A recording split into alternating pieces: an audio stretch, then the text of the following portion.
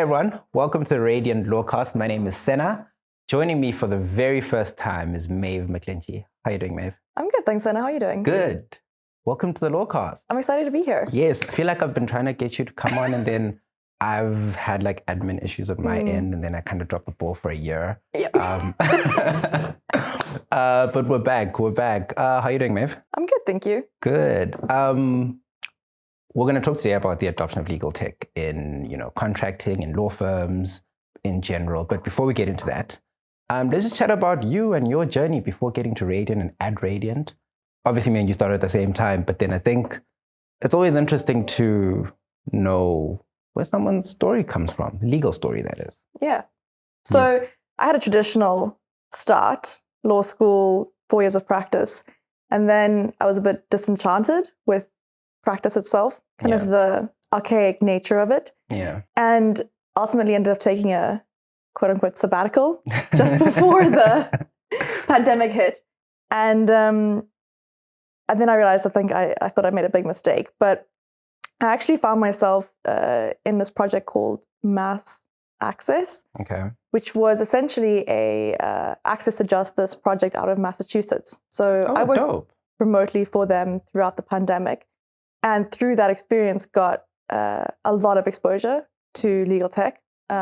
Essentially, people in Massachusetts and around the world were cut off from the courts and unable to get access to justice.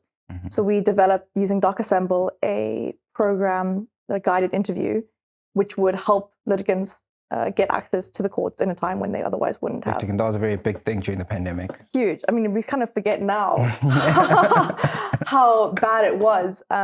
So about 6 months into that project, Sian, who works with us, wrote to me and said there's a position open at Radiant and she'd love it if I could apply. And then I found myself here, and I've been here for as long as you have. Yes. Same amount of time. We joined, I think, during the same week. September. Yeah, thereabout. 2020. Thereabout, yeah. Which is amazing. I feel like time flies. When you're having fun. When you're having fun. Yeah. Cool. Let's get down to it. Obviously, you mentioned DocAssemble just now and the use of legal tech to fix a particular problem. Obviously, access to justice was the issue. Yeah.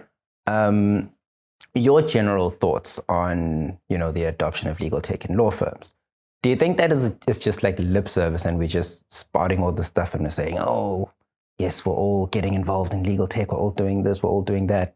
The reason I say this is because I also came from the traditional law school, articles, another law firm.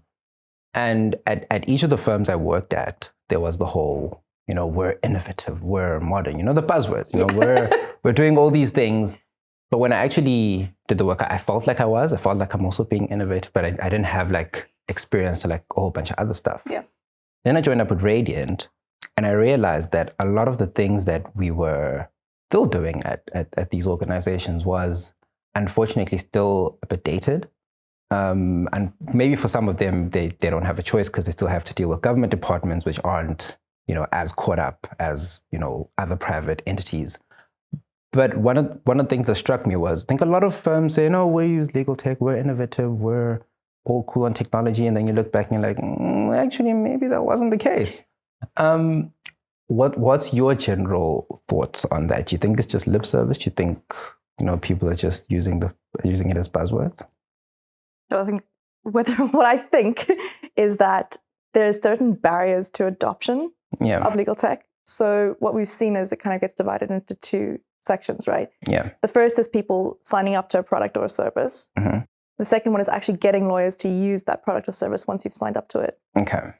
And so I think looking at it through that lens, you can really identify the lip service aspect, right? So the lip service aspect comes in with the second bucket.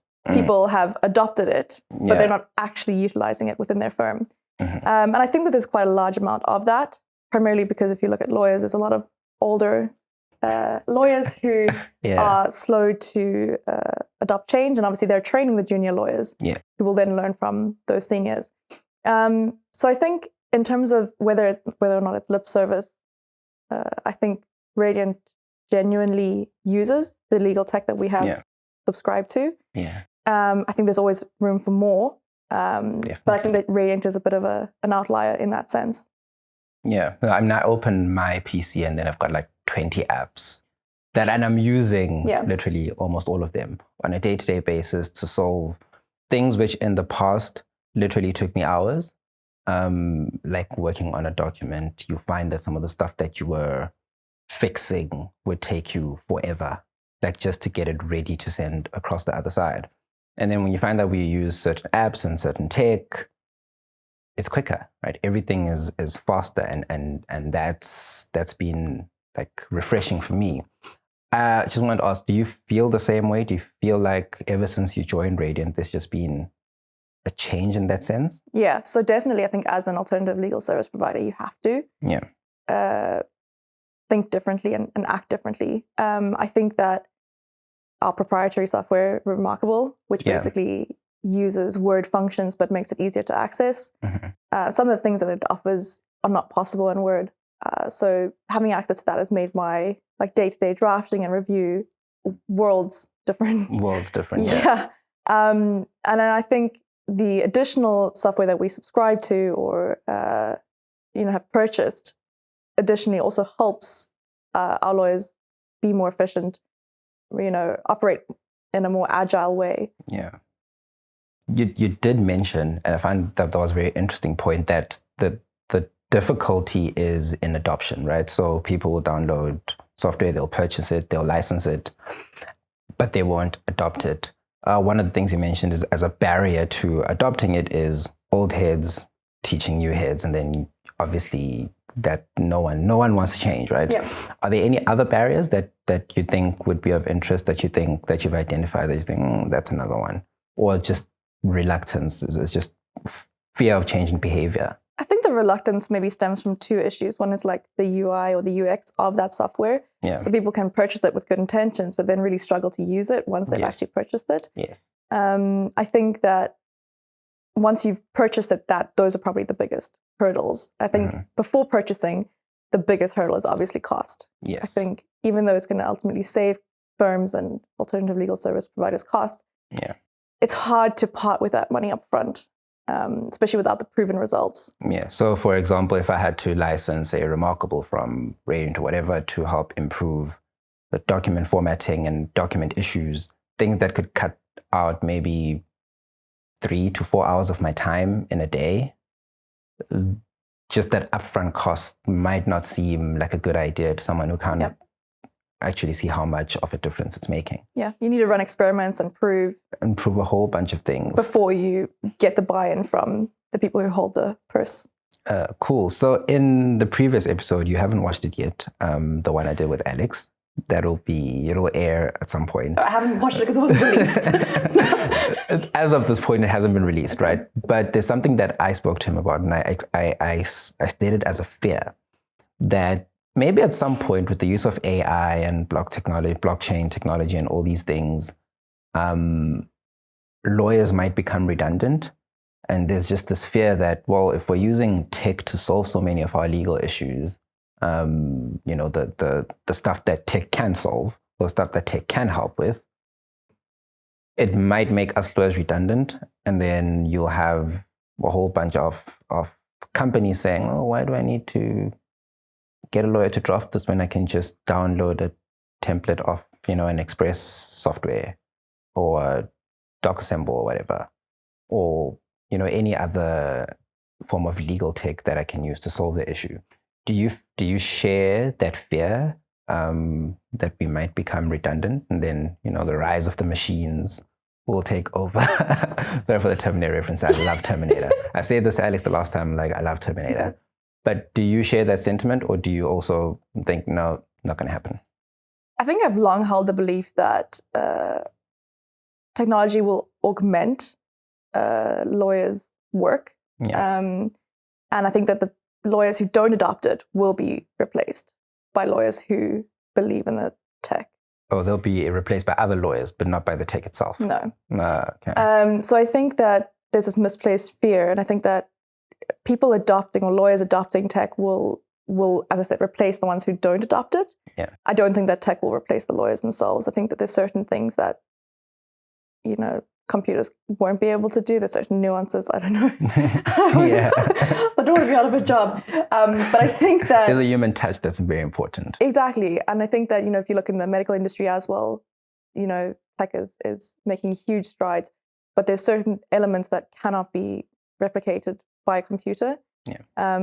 So I'm hoping that we won't be replaced. I think maybe within transactional law, you can see already certain things happening where computers are replacing people. Yeah. But no, I don't think ultimately cool. we won't be replaced by computers.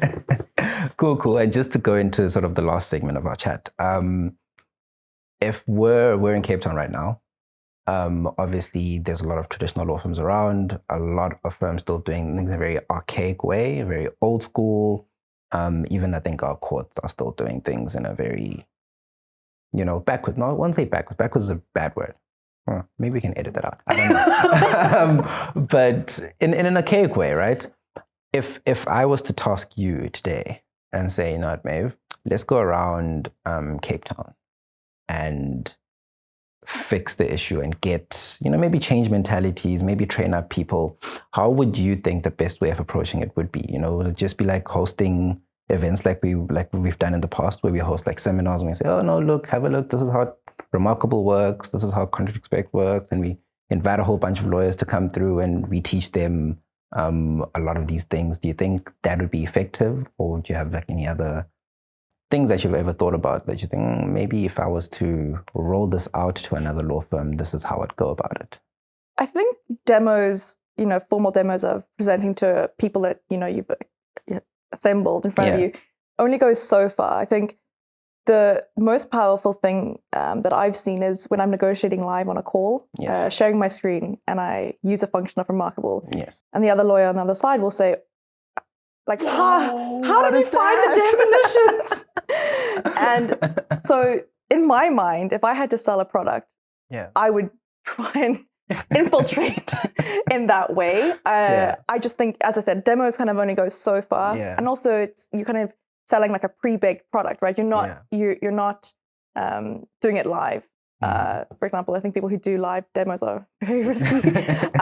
But so I think, I would definitely try and infiltrate and try and sell like that way. I'm not a salesperson, but that's what I would do. But if you would, I'm so glad I'm not the only person who, because it's like a flex, right?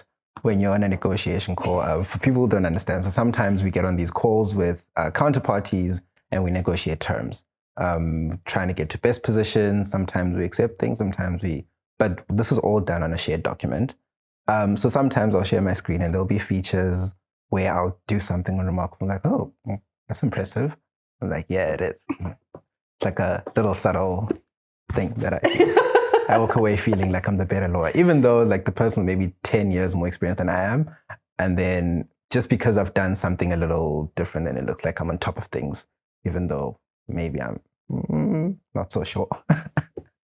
Joking. Of course, I am only joking. But Maeve, just to wrap up, thank you so much for joining the Lawcast. I've been looking forward to this for a while. And definitely do come back. I will. We're going to do more episodes. We'll figure out how we go about it. Great. Thanks for having me. Awesome, guys. Check out the Radiant website. We're available, YouTube.